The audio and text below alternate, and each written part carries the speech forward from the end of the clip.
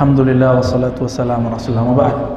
Oh ya, tadi saya mau revisi karena hafalan itu kadang-kadang bolak-balik ya. Mengenai hadis Allahumma lakas sumtu bukan dari Tawus, bukan dari Waqid, tapi dari Mu'adz bin Zuhrah dari Nabi. Nah, ini perlu direvisi biar nanti nggak keliru. Hafalan itu biasa kebalik-balik. Ini disebut maqlub ya. Sekedar diingatkan aja ya. Video kajian kita ada tentang hadis mengenai Allahumma lakas sumtu, cuma 8 menit, nanti saya share ke Ustaz Al-Nof biar nanti antum dengar di situ ya. Baik, ada pertanyaan pertama. Ustaz, apa itu dikit-dikit mudah orang membid'ahkan? Maksudnya apa ini? Apa itu bid'ah gitu kali ya? Oke, apa itu bid'ah, Pak? Yang kita tahu bid'ah apa? Yang enggak lakukan Nabi. Nabi enggak pernah ngaji pakai mic. Bid'ah dong. Nabi enggak pernah sholat pakai sajadah. Bid'ah dong, pakai sajadah kita. Nabi pakai sajadah tapi bukan sajadah seperti ini. Sajadahnya anyaman kurma. Itu pun jarang ya. Gimana kira-kira? Nabi sholat selalu beliau itu pergi ke masjid jalan karena rumahnya dekat. Jadi pakai jadi kalau antum mengatakan bid'ah yang tidak dilakukan Nabi, ini bertentangan dengan Syekh Ibnu Taimiyah yang wafat 728 Hijriah. Tahu Ibnu Taimiyah digelari dengan Imam Salafi. Imam, apa kata beliau? Punya kitab 2 jilid, Iqtida' Shiratal Mustaqim. Apa kata beliau? Al-bid'ah itu adalah malam yadulla alaihi dalilun syar'i, yang tidak ada dalil syara'nya, bukan yang tidak dilakukan Nabi. Kenapa? Kalau bid'ah yang tidak dilakukan Nabi, maka Umar, Ubay dan semua sahabat Nabi yang sholat tarawih berjamaah ahli bid'ah semua. Kenapa? Ubay bin Ka'ab memimpin sholat, disuruh oleh Umar sholat tarawih 20 rakaat. Sedangkan Syekh Albani mengatakan sholat tarawih lebih dari 11 rakaat bid'ah. Kullu bid'atin dhalalah. Setiap bid'ah itu sesat. Setiap sesat finnar. Finnar dong, masuk neraka dong Ubay. Berarti bukan sahabatnya yang salah, pemahaman bid'ah kita yang bermasalah. Imam Ibnu Taimiyah enggak ngomong gitu kok. Padahal Imam Salafi. Pak. Ya. Jadi, apa itu bid'ah? Yang tidak ada dalil syaraknya. Dalil syarak ada berapa Bapak Ibu? Ikhwan akhwat fillah, ada berapa dalil syarak? Yang disepakati 4, tolong dihafalkan. Al-Quran, sunnah, bukan hadis. Kalau hadis hidung Nabi masuk di situ. Hidung Nabi mancung atau pesek? Berarti memancungkan hidung sunnah dong. Nggak masuk ya. Jadi sunnah bukan hadis. Ini beda sunnah dengan sunnah itu yang jadi dalil. Kalau hadis belum tentu jadi dalil. Quran, sunnah, ijma'. Apa arti ijma'? Kesepakatan sahabat walaupun Nabi tidak bahas, Nabi tidak lakukan. Yang keempat, qiyas. Orang sini zakat fitrah pakai beras, pakai kurma, apa pakai duit? Atau di dompet duafa pakai gesek? Pakai apa? Nabi pernahkah berzakat fitrah pakai duit? Nabi pernahkah zakat fitrah pakai beras? Gak ada.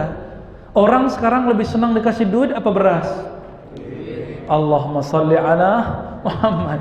Berarti yang dimaksud zakat fitrah itu zakat yang dibutuhkan orang hari Idul Fitri. Apa yang dibutuhkan orang? Duit sekarang. Maka zakat fitrah kami katakan lebih afdal pakai fulus hari ini, bukan pakai beras. Karena Nabi nggak pernah zakat fitrah pakai beras. Nabi mengatakan farada Rasulullah, Ibnu Umar ya, farada Rasulullah SAW zakat al-fitr, di riwayat lain sadaqat al-fitr sa'an tamri atau sa'an syair. Nabi mewajibkan zakat fitrah 1 sa' tamar kurma atau 1 sa' syair gandum. Nggak ada beras di situ, nggak ada rupiah di situ, apalagi gesek ya. Ini lembaga zakat bid'ah semua nih. Bazda, Dompet Duafa, rumah zakat, ahli bid'ah semua. Kenapa? Menerima transfer rekening. Nabi nggak pernah ya. Nah, ini Pak, Imam Abu Hanifah dianggap sesat di zamannya karena mengatakan boleh zakat menggunakan senilai dengan kurma. Dianggap najis oleh Imam Muhammad bin Zaid. Sama-sama imam, tapi mereka saling ejek karena info yang mereka terima salah. Kalau mereka tahu Abu Hanifah, mereka nggak akan bilang gitu. Di saat Abu Hanifah wafat, apa kata Muhammad bin Zaid? Taharatil ardu najasataha. Bumi telah mensucikan najisnya. Ini sudah pernah kita bahas di tempat lainnya. Dianggap najis tuh Abu Hanifah karena salah info. Bukan berarti Muhammad bin Zaid bodoh, enggak, salah info aja. Oke, jadi saya husnuzon, jangan-jangan ustadz-ustadz kita yang saling tahzir mentahzir salah info ya, siapa tahu. Jadi bid'ah itu bukan yang tidak dilakukan Nabi, tapi yang tidak ada dalilnya. Nabi tidak lakukan, ada dalilnya, kita amalkan gitu.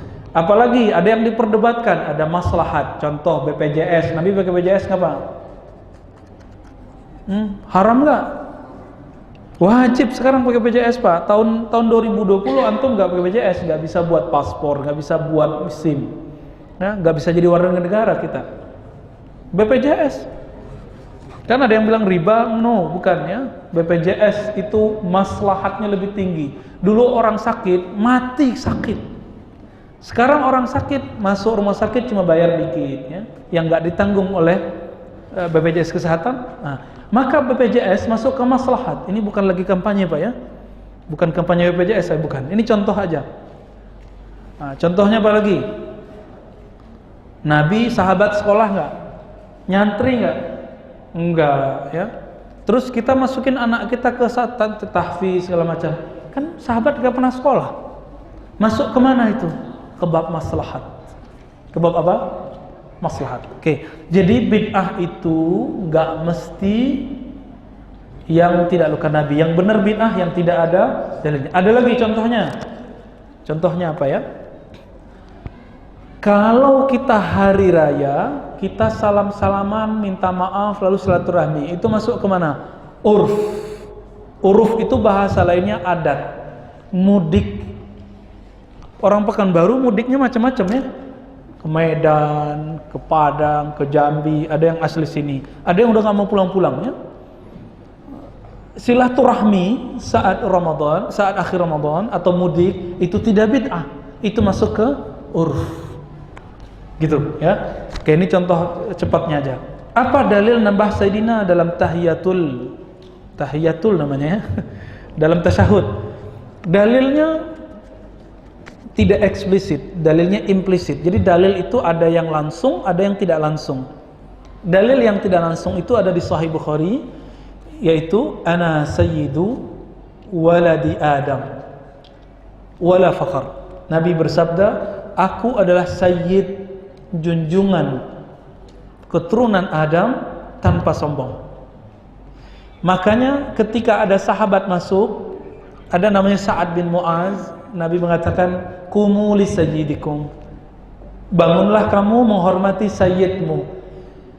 Lalu Nabi mengatakan kepada Hasan dan Husain, Hasan dan Husain adalah sayyida syababi jannah, adalah sayyidnya orang-orang pemuda di surga. Jangan khawatir Pak, yang sudah beruban, tua, sekarang keriput kena gravitasi bumi, itu nanti jadi muda semua. Dan siapa sayyidnya? Sayyidnya adalah Hasan dan Husain. Ini bukan hadis Syiah, ini hadis Ahlus Sunnah, hadisnya sahih.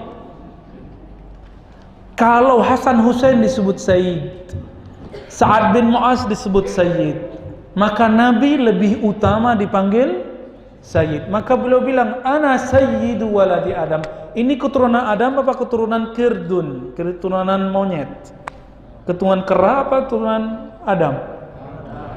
Kalau benar keturunan Adam, maka antum dianjurkan membaca Nabi Muhammad, Allahumma salli ala sayyidina Muhammad. Sampai datang Imam Sakhawi dari mazhab Syafi'i, murid Ibnu Hajar, teman Imam Suyuti. Kemudian diteruskan oleh Syekh Albani dan teman-teman Syekh Albani, Syekh bin Baz, Utsaimin, yang mengatakan di dalam sholat bid'ah pakai sayyid. Tapi kami diajarkan dulu rumus oleh guru kami Syekh Hasan Hitu. Khilafnya ulama-ulama pengikut Imam Syafi'i terhadap Imam Syafi'i la yu'tabar, tidak dianggap. Kayak cacing lawan naga. Hilang dia, Pak. Imam Sakhawi itu belum sampai derajat mujtahid mutlak. Kalau beda dengan imam-imam yang lebih di atasnya, maka tidak dianggap khilafnya penting. Dianggap sudah khilaf aja.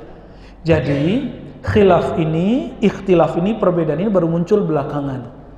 Jadi tidak masalah sebenarnya mau dalam sholat, di luar sholat, dalam khutbah, di akhir khutbah, di luar khutbah pakai Sayyidina nggak masalah. Bukan bid'ah. Bid'ah bukan itu. Yang tidak ada dalilnya, udah ada dalilnya kok. Nabi nggak lakukan. Emang ente tahu Nabi itu tahiyatul masjid, tasyahudnya kayak gimana? Kita kan nggak tahu, nggak dengar. Nabi cuma ngajarin tasyahud. Datang orang kepada beliau tanya, "Kaifa nusalli alaik?" Kami ingin tanya, wahai Rasulullah, bagaimana cara mengucapkan salam atas engkau? Dalam Sahih Bukhari dijawab, katakanlah Allahumma salli ala Muhammad wa ala ali Muhammad. Enggak pakai Sayyidina emang. Tapi itu baru salah satu contoh. Hadisnya beragam. Ya, yang mengatakan wajib pakai Sayyidina ada Imam Taqiyuddin Al-Husni, pengarang kitab Ifatul Akhyar. Tapi kitab itu dikarang sebelum beliau ngomong wajib. Jadi ternyata ulama itu progres, Pak, berubah-ubah. Ya, itu bisa terjadi. Jadi nggak masalah. Jadi yang pakai Sayyidina silakan. Yang nggak bisa pakai Sayyidina berarti dia ikut hadis Allahumma shalli ala Muhammad, nggak apa-apa. Jadi yang nggak pakai Sayyidina dapat hadis ittiba Sahih Bukhari. Yang pertama, yang pakai Sayyidina dapat ittiba hadis Bukhari. Yang kedua, ana sayyidu waladi Adam. Gampang toh? Ya, kita aja yang mempersulit ya. Ustadz, apakah konflik rezim Assad di Suriah adalah potensi Syiah dan Sunni? Bukan. Ini perang antara Rusia dan Amerika. Itu penjelasan dari guru kami, ayah dari guru kami juga, Syekh Taufik Al-Buti dan ayahnya Muhammad Sa'id Radhan Al-Buti. Lalu jualannya adalah perang Sunni Syiah. Bashar Assad itu kita nggak tahu dia akidahnya apa. Yang pasti emang keluarga dia Syiah. Itu penjelasan dari guru kami Syekh Taufik. Namun kata beliau, kami juga heran. Dia itu orang Syiah tapi istrinya Sunni. Menteri-menterinya kebanyakan Sunni, 70% Sunni semua. Dan dia sholat Jumat di masjid Sunni. Siapa khotibnya? Syekh Al-Buti, tunjuk kiri aja. Ya, nggak pakai tunjuk kanan, Pak, pakai tunjuk kiri aja.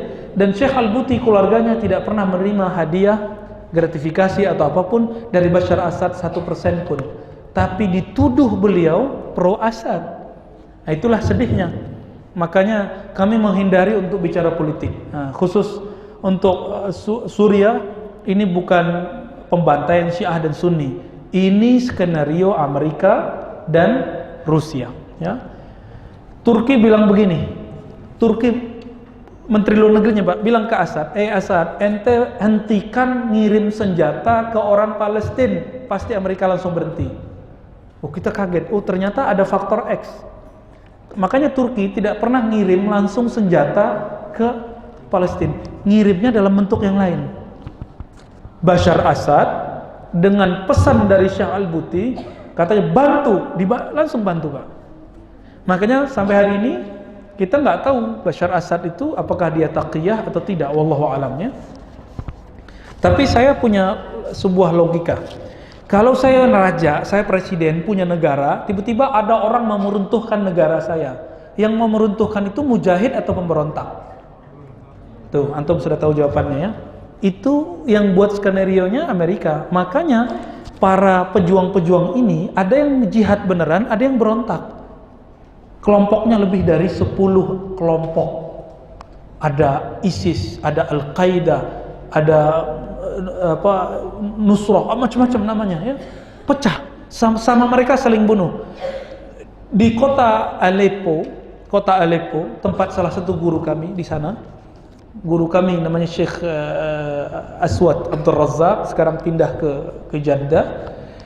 Beliau itu punya kampung namanya kota Aleppo, ada PDAM untuk makan minum orang dari situ.